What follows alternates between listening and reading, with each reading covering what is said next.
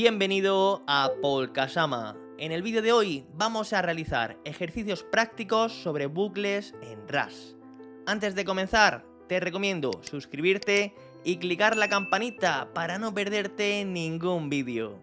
Ok, ¿estás preparado? ¡Comenzamos!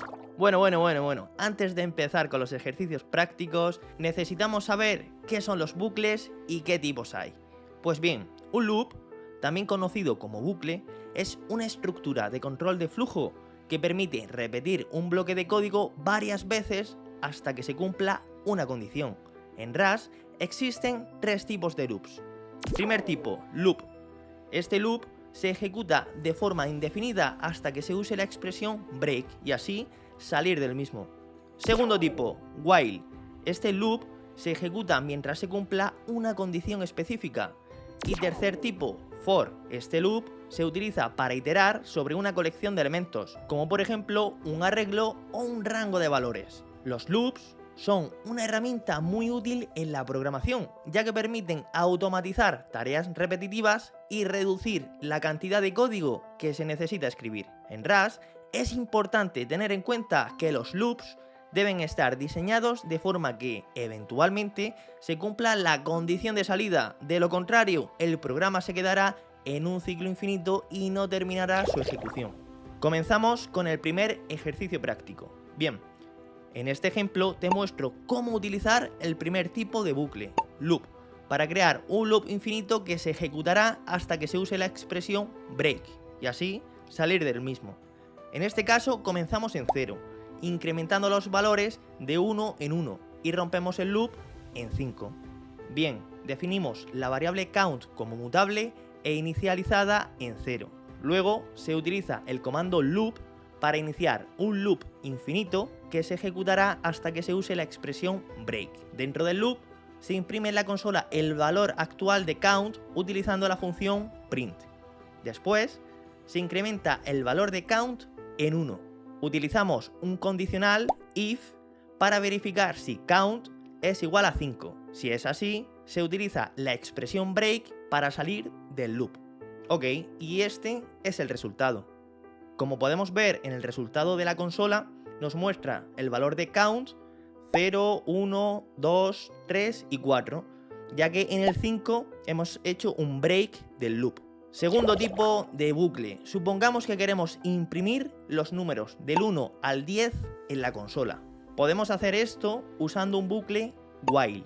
En este ejemplo, inicializamos la variable i con el valor de 1.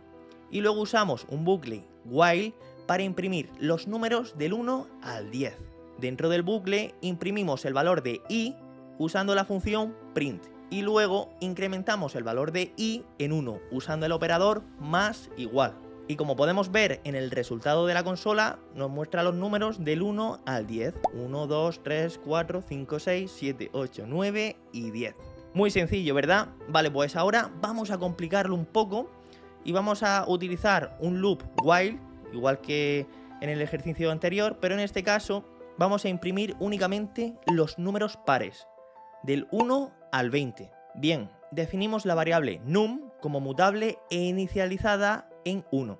Luego iniciamos un loop while que se ejecutará mientras num sea menor o igual a 20. Dentro del loop se utiliza un condicional if para verificar si num es par.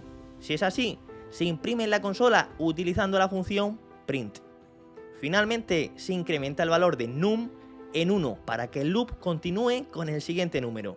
Y bien, como podemos ver en el resultado de la consola, nos muestra los números pares del 1 al 20.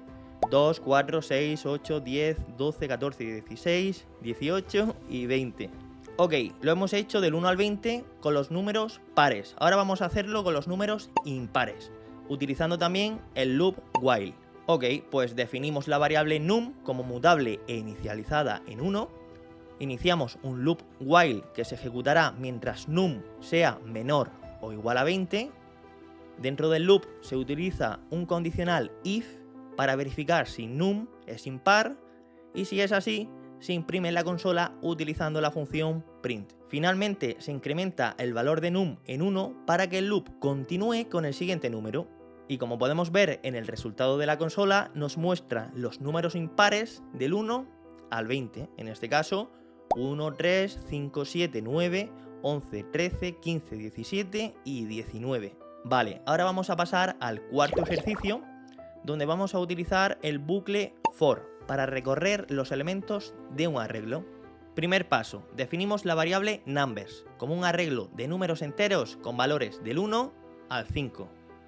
Luego utilizamos el comando for para iterar sobre cada elemento del arreglo numbers.